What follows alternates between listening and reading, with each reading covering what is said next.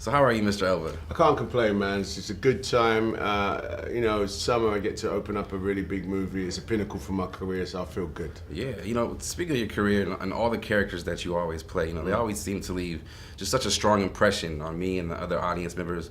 And it's not easy, but they're always different. It's not easy to do that in Hollywood. Okay, yeah. So when it comes to that, what impression do you think Roland will leave on audiences? Well, in this case, I think we're looking at a conflicted hero. The only other character I can compare Roland to is my character Luther. Yes. Who is a detective with a conflicted soul. Roland Deschain is essentially the last in the line of heroes. But he doesn't want to do that no more. He just wants to kill one man and wants to kill him because he killed his father. So I got this opportunity to play that complexity. I kind of find myself going towards those roles little bit more. I find them more fun and more of a challenge. I don't think I'm a very complex person. I think, I wake up in the morning, I'm thankful for my day and I go for it. Absolutely. I think Roland sort of sits in a little bit of a spin. Yeah. You mentioned the fact that he was kind of out to kill somebody to get revenge for his father. This character dealt a lot with the whole patriarch role. Why is it important for you to attach yourself to films that might, tell a patriarch story or a story of a father and a son? Well, look, we all have fathers, whether they're present in our lives or not, and I think the reminder of that, especially for my children, is important in some of the stories that I tell. This was particularly difficult because I lost my father 3 years ago. Yeah. Roland loses his father in the beginning of this film. No spoilers, but I do think that if I'm really honest, I think there's a real sort of black men fathers. Yeah. Do they exist? Don't they exist? Right.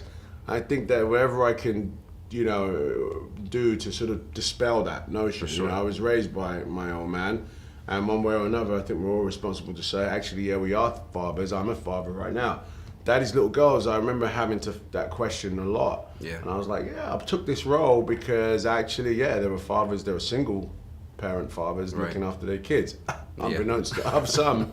You know what I mean? For sure. You have a chance in the future to direct a lot of films. Obviously, you just had a directorial debut not long ago. Is there any one story or particular story that you would like to lean towards when it comes to more films you want to make?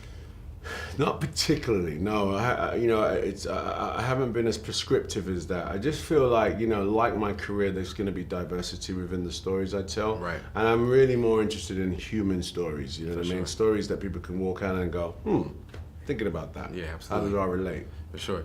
You talk about the diversity, and I think in your career, not just in your career, but in your life, it's very colorful from the activities that you enjoy doing, from the Muay Thai to the DJing. Yeah. Why is it important that you have a chance to step away from Hollywood and just go do something that is totally unrelated? I just think it makes me more of a creative actor. You know what I mean? When I can draw on experiences that are less comfortable than sitting in my trailer and saying my lines and getting a check. When I go off and I fight a pro fight or I have to DJ to 4,000 people, those are less than, I'm no Hollywood star when I walk into those arenas, but they remind me of my job that I love the most, which pays the bills. And when I get back to my job, I'm way more dedicated. Do you understand what I'm saying? It's Absolutely. like I go away, I don't just live the life as an actor because I just think that sometimes you become stagnant. And you just say your lines and hit the marks. But I just feel like if the more I do, the way I come back and I'm just like more thankful for the role. For sure, man. We appreciate your time. Just last question, was there ever a moment, like a tipping point where you were like, I've made it? I have to say that, I took a 4-year unwanted hiatus before I got The Wire. Yeah. When I got The Wire, I proved to a lot of people that it was possible to leave one culture, jump into another culture and win. And that's when I knew, dude, I can try and go for anything. For sure. Yeah, Well said, man. Again, thank you for your time, and I think It's always I good love to this see one. Roland. You too, man. Thank you, man. Take care. Love. Good job. Almost hit the gong.